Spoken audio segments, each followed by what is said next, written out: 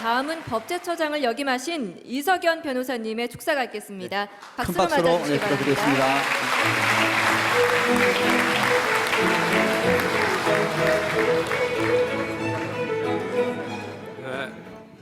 여러분 정말 반갑습니다. 오늘 이 자리는 우리가 내부적으로 여러 보는 각도도 다를 수 있습니다. 소위 진보냐 보수냐 좌냐 우냐 이런 가지고 논란도 할 수 있습니다만은 이 자리만은 적어도 우리가 지금 추구하는 이 목표만은 같이 가야 한다고 저는 봅니다.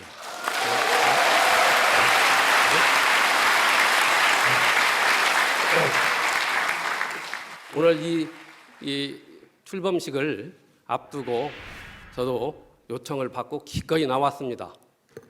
이 몇 가지 제 소요를 말씀드리고 그리고 간략히 저도 마칠 수 있도록 노력하겠습니다.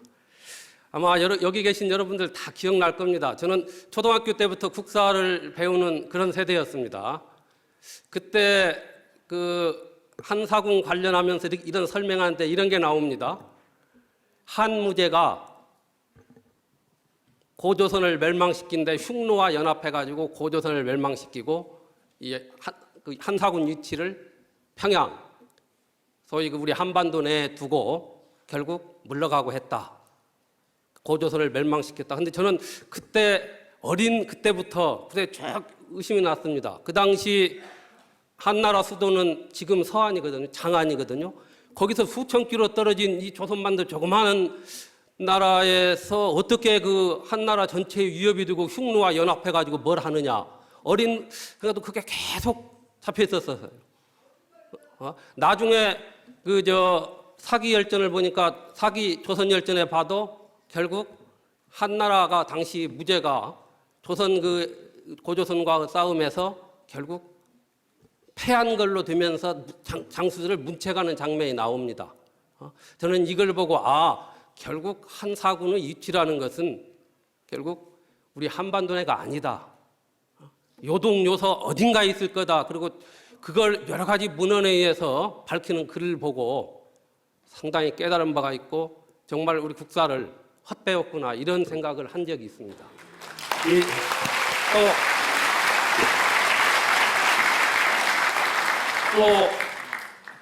우리 국사 시간에 지금도 저는 다 기억하고 있습니다만은 우리 국사를 편찬하는 과정에서 고구려가 건국 초에 이 유기 100권을 편찬했다는 게 나옵니다.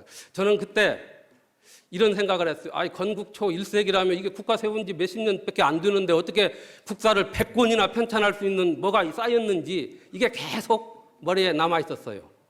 결국 나중에 제가 지금 생각하니까 결국 고구려는 그때 건립된 거 아니고 이미 몇백 년 전에 해가지고 많은 게 모였기 때문에 그걸 정리한 것이다. 그걸 한국사기에서 또 언급을 하면서도 그 점은 뜻으로 맞춰보다 보니까 잘못된 거 아닌가 저 나름대로 이렇게 생각을 해왔습니다. 고구려는 태조왕 때, 백제는 고이왕 때, 신라는 내물왕 때 비로소 국가 형태를 갖추기 시작하고 그 전에는 마치 하나의 무슨 신화나 무슨 부족국가처럼 이렇게 배웠어요. 그리고 이건 바로 그 원류가 삼국사기 초기 기록을 완전히 불신하는 식민사관의 연장에서 배웠다는 걸 지금 느끼고 깨닫고 있습니다. 여러분 이건 객관적으로 봐야 합니다.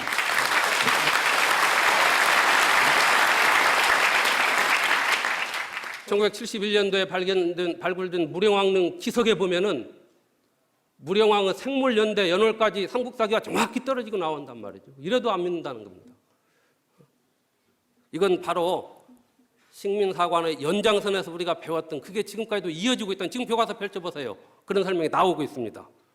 저는 이걸 어떤 국수주의가 이런 입장이 아니라 객관적인 자료가 나왔습니다. 역사라는 것은 어느 날을 봐도 새로운 자료와 입증 실물이 발견되면 자꾸 고쳐 쓰는 게 지금까지 내려온 수천 년 내려온 역사학의 저는 하나의 정도라고 보고 있습니다.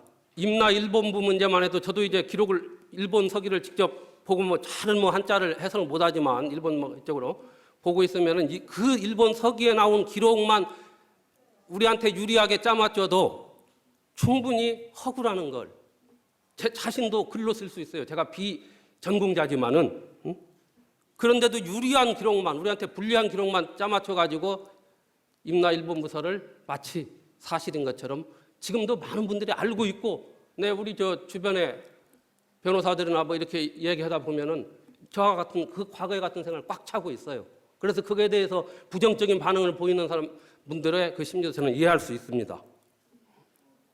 이 1차 사료인 중국 관련사를 읽어보면은 한자를 저도 뭐 서툴게 해석하면서 읽어보면은 고조선의 실체나 한사군 한반도설이 허구라는 것, 고조선이 실체가 있고 허구라는 것은 우리도 증명해낼 수 있어요. 저보고 책을 쓰라면 쓰겠습니다. 이 책 경험입니다, 이거. 이게 역사는 소위 역사학자들, 전문가의 독점물 시대는 아닙니다.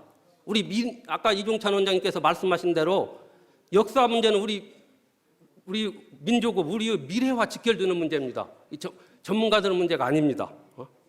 이런 기록들이 나와 있는데도 지금 소위 강단사학이다. 저는 뭐 이런 표현 자체도 쓰고 싶지 않습니다. 소위 강단사학자들은 왜 이걸 외면하는지, 안 받는지, 외면하는지 이해가 안 가요.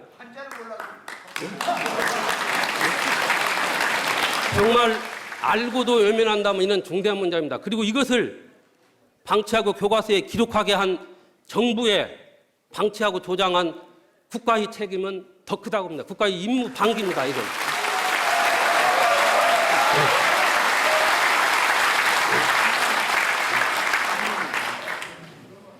역사의 진실을 찾는 것을 마치 국수주의자들의 주장이다. 제야사학자들의 이런 공허한 얘기다. 이렇게 주장하는 분들도 있는데 그렇지 않습니다. 역사 자체는 이제 우리가 나가야 할 길이고 차지해야 할 길이라고 봅니다. 그런 의미에서 진실을 찾기 위해서 노력한 제야사학자들이 그동안 많은 핍박을 받은 걸로 알고 있어요. 그러다가 최근에 우리가 이덕일 소장의 사건이 터진 겁니다. 저는 이걸 기소한 자체가 사법부의 수치라고 봅니다. 저 법조인 한 사람으로서 분명히 말씀을 드립니다.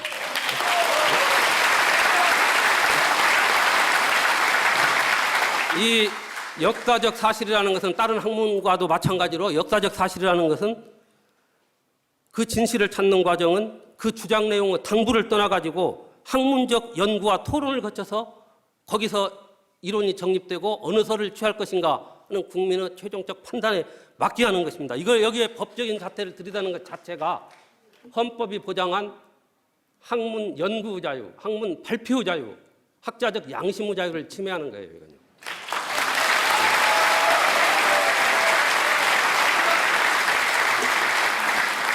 저는 그동안 이덕일 소장과 몇 차례 얘기를 나누고 재판 과정을 지켜보면서 낙관했었어요. 근데 그 재판 과정을 쭉 지켜보면서 재판 기록 이런 걸 보고서 정말 깜짝 놀랐습니다.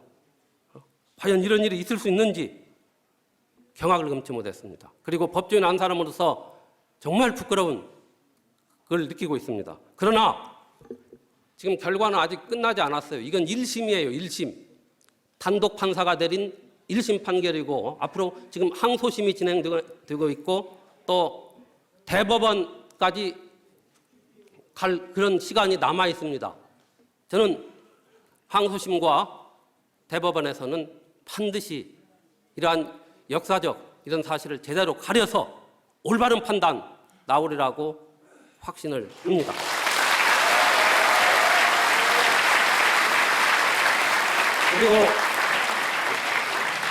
그리고 아직 확정되지도 않는 재판 결과를 가지고 마치 당사자가 큰 죽을 죄나 진 것처럼 이렇게 매도하면서 하는 것은 온당치 못하다고 봅니다. 무죄 추정 원칙에도 반하는 것이라고 봅니다.